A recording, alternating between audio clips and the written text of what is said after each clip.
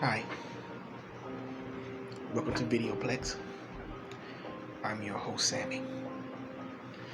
There have been long appreciated waits for UFOs reports from the United States governments, since there's so many government figures that is taking area phenomena serious these days.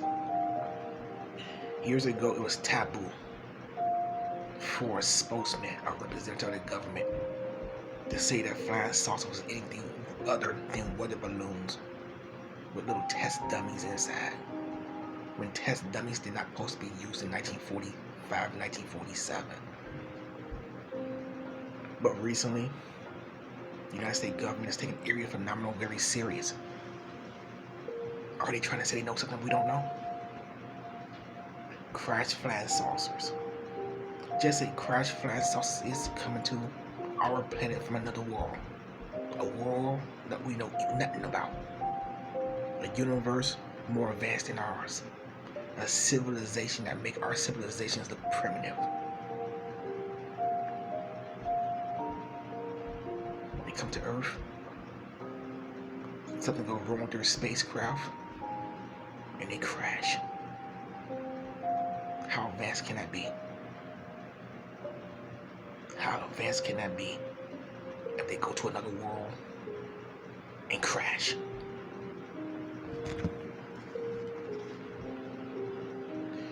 Why are we all talking about UFOs right now?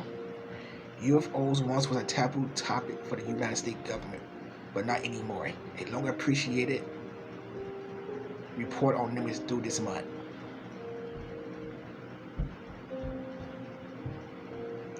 These days, fewer people are laughing about UFOs, aerial phenomena, unidentified flying objects, as the government calls them. They have been taken more serious by the United States officials in recent years, starting in the year 2007, with a small secretly funded program that investigates reports of military encounters.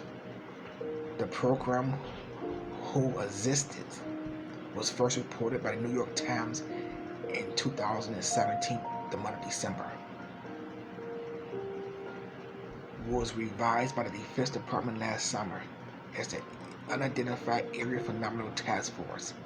The department said the task force mission was to detect, analyze, and catalyze sightings of strange objects in the sky that could potentially pose a threat to the U.S. national security. Service members was newly encouraged to speak up if they saw something, with the ideal being that removing the skeptic behind reporting something weird would provide the authorities with a better idea of what's out there. Last year, the year 2020, former President Donald J. Trump signed a $2.3 trillion bill package that included a provision inserted by lawmakers. They asked the Secretary of Defense and Director of National Intelligence to submit an unclassified report on what the government knows about UFOs. An unclassified version of the report is due to be released this month. We are in the month of June, the year 2021 at the present moment. Senior administration officials briefed on the report's finding told the Times the report will present few firm conclusions, but that it found no evidence that aerial sightings was alien spacecrafts. A drumbeat of UFOs attention. With the public asking more questions about UFOs, more officials appear willing to answer them. There are a lot more sightings than have been made public. John Ratcliffe, the former director of national intelligence, told Fox News in March. Quite a few of them, he said, are difficult to explain. John Brennan, the former director of the CIA, said in a podcast last year, the year 2020, that some of the unidentified sighting might be some type of phenomenon that is the result of something that we don't understand yet. And that could be involved some type of activities that some might say constitutes a different form of life. The lead up to the report's explained release has seen quite a bit of mainstream media attention in recent weeks, including a 13,000-word article in the New York Times. The New York Times and the New Yorker in April, a segment on CBS 60 Minutes. CBS 60 Minutes that I watch is in Australia. I don't watch American television, but the CBS 60 Minutes they're talking about is here in the United States. How did this all get started with area phenomena, UFOs, unidentified flying objects? Really, how did it all get started? It got started in Bible times, when they said they saw spacecrafts flying over their heads. They saw lights that they knew was not planets. How did it all get started? In Bible times, ancient times, when people drew saucers on cave walls. The same saucers was drawn on a piece of paper with pencils and pens in the 50s and 60s and early 70s. How did it all get started? With bright lights in the sky. Unexplained bright lights. Way before 1947. Centuries before 1947. How it all started in 1947? The first thing to know is that UFOs doesn't automatically mean aliens. As its name indicates, UFOs refer to any aerial phenomenon with no immediate explanation. Though reports sightings take place frequently around the world, a vast majority of them out of things like stars, satellites, planes, drones, weather balloons, birds, or bats. I don't think a bird or a bat can fool someone to be an aerial phenomenon. I don't think a bird or a bat can fool someone to be a spacecraft. The modern history of UFO sightings is gradually considered to have started on the 24th day of June 1947, when Kenneth Arnold, a private pilot from Idaho, reported seeing 9 circular objects traveling at supersonic speeds near Mike Reiner. Newspapers described them as flying saucers, a term that captured the population imagination. Though Mr. Arnold appeared to be credible witnesses, government officials were skeptical. Nevertheless, the government began a classified study called Project Sign, out of concern that such objects could be advanced Soviet weapons. That was followed by Project Blue Book, which reviewed about 12,000 cases from 1952 to the year 1967, 701 of which could not be explained. It ended with a report saying UFOs were not worth further study. As far as is publicly known, there was no more official government efforts to study UFOs until the one established in 2007 called the Advanced Aerial Space Threat Identification Program. I am an area phenomenal believer. I am a conspiracist podcast host, conspiracy conspiracist podcast host, an area phenomenal buff. Because I believe in this. I believe in every word I say, every podcast I make. Might sound kind of like a rant from time to time, might sound like a frustrated podcast host from time to time, or a podcast host that's just in a bubble and want to get out from time to time. But I believe in every report of a UFO sighting that I say. But every UFO sighting is not true. Every bright light in the sky is not true. It might be a telephone pole with a street light next to it, 2 blocks down, that someone is seeing. And they had enough drugs and alcohol in their body to say they saw bright lights in the sky.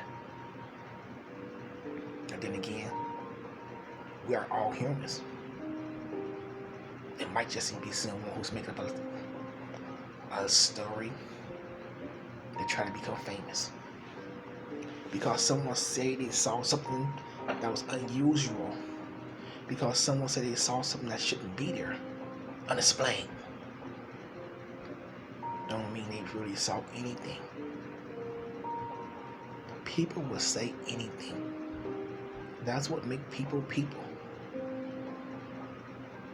I believe that UFOs, area phenomena, unidentified area phenomena, is 100% true. But you take these spacecrafts, they fly from a world that don't supposed to exist, and sometimes come to this earth and crash. How advanced can they be? They had the advancity to do things that we can't do. But they're not perfect. Because they're crashed and they're captured. And once they crash and they capture, the planets that send them don't come and get them. Why we haven't been attacked by aliens yet? Why have we not been rampaged by aliens, search teams looking for their down crowds? Just like in the military. If you shot my plane down, my country military is going to come looking for that plane. Even just looking for the black box in the plane. Why don't other aliens follow looking for the down crowds? So many UFO stories and so many UFOs experts are just fraudsters, scammers. I can name a whole handful anytime I want. And they're some of the biggest names in podcasts. Area phenomenals. Coast to coast. That show haven't really been much since Art Bell. And it really haven't been much since then. I really thought that show was took off the airwaves when it wasn't on AM 800 here in Ohio area, CKLW, West Ontario. They blocked it out. Good move. And that's a radio show I have not listened to since 2019.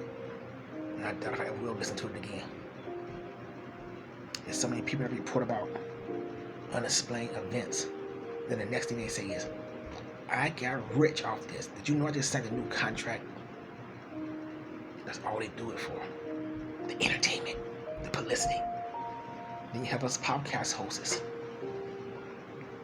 Us lonely podcast hosts that do it because we believe in it. We study, we read, we research. We try to put good podcasts out for the people. And sometimes our voices is not heard because you heard it before. It's the same old pitch. I got a big contract, just said. So why believe me when I just got a big contract from CKLW, coast to coast?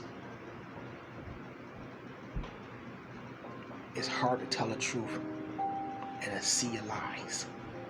If everyone is telling the same lie, and you enter the exact same sea and tell the truth, why should you be looked at any different? You might be just telling the same scam, lie as the others.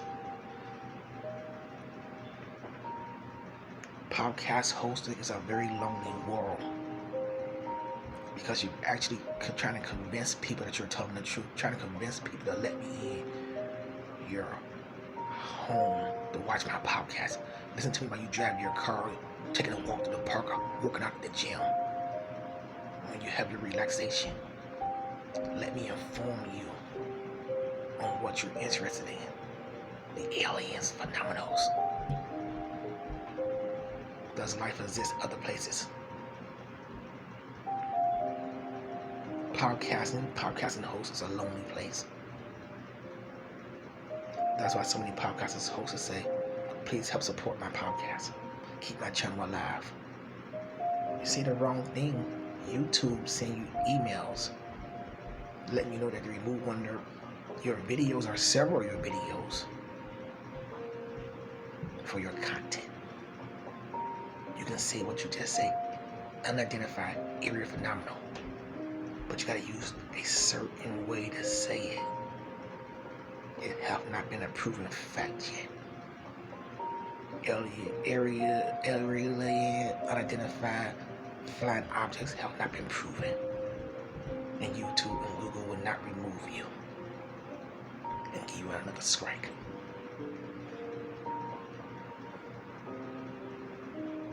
What were those reports when the United States governments and the world governments say what they found about area phenomenal?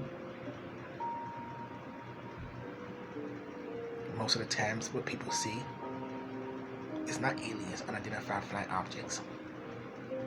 They're just seeing something they don't know what it is. And I believe that 100%.